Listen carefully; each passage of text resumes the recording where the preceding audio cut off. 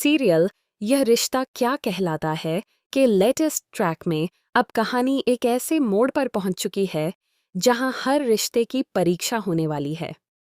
आने वाले एपिसोड्स में एक के बाद एक इतने बड़े ट्विस्ट देखने को मिलेंगे कि पोद्दार परिवार की खुशियां पल भर में बिखरती हुई नजर आ सकती हैं।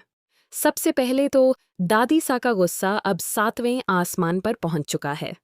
उन्होंने सिर्फ अभीरा का फोन ही नहीं काटा, बल्कि ऐसा साफ इशारा भी दे दिया है कि उनके दिल में अभी तक किसी के लिए कोई नरमी नहीं आई है।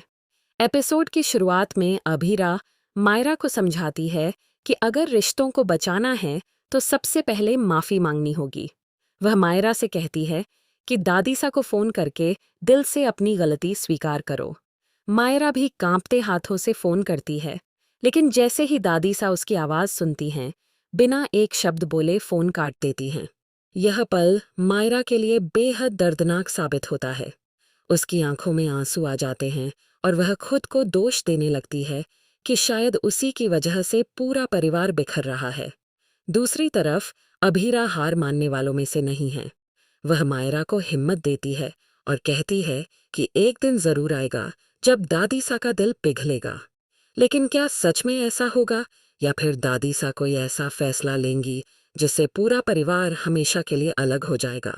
यही सवाल अब सभी के मन में उठ रहा है। इसी बीच एक और बड़ा झटका सामने आता है। मायरा के स्कूल से मिले रस्टिकेशन को लेकर नया अपडेट आता है।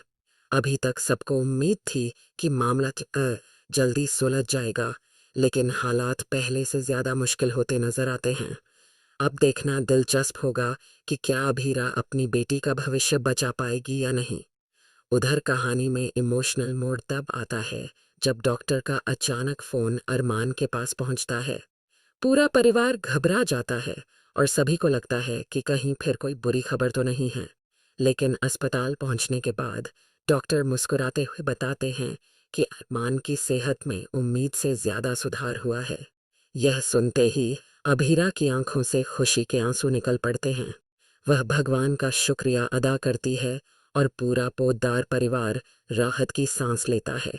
घर लौटते ही माहौल पूरी तरह बदल जाता है। अभीरा पूरे परिवार की नज़र उतारती है ताकि किसी की बुरी नज़र उनकी खुशियों को न लगे। इसके बाद घर में खुशियां मनाई जाती हैं। हर कोई डांस करता है और मायरा भावुक होकर अपने पापा से लिपट जाती है।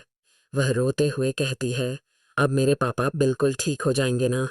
यह सुनकर वहां मौजूद हर सदस्य की आंखें नम हो जाती हैं। लेकिन जैसे ही लगता है कि अब सब कुछ ठीक हो रहा है, कहानी एक और बड़ा यू टर्न ले लेती है। अभीरा को पता चलता है कि तान्या प्रेग्नेंट है। यह सच सुनकर वह पूरी तरह हैरान रह जाती है। उसे समझ नहीं आता कि आखिर तान्या इतनी बड़ी बात सबसे क्यों छिपा रही है। जब अभीरा तान्या से बात करती है, तब तान्या साफ शब्दों में कह देती है कि वह किसी भी कीमत पर कृष के साथ नहीं रह सकती। वह उसे तलाक देकर हमेशा के लिए अपनी जिंदगी से बाहर करना चाहती है। लेकिन अभीरा उसे समझाती है कि अब उसके फैसले का असर सिर्फ उस पर नहीं, बल्कि उसके होने वाले बच्चे पर भी पड़ेगा। वह तान्या से कहती है कि अगर जरा भी उम्मीद बची है तो कृष को एक आखिरी मौका जरूर देना चाहिए। हालांकि तान्या का दिल पूरी तरह टूट चुका है। वह कहती है कि जिसने एक बार भरोसा तोड़ दिया वह दोबारा कभी नहीं बदल सकता, इसलिए वह अपने फैसले से पीछे नहीं हटेगी।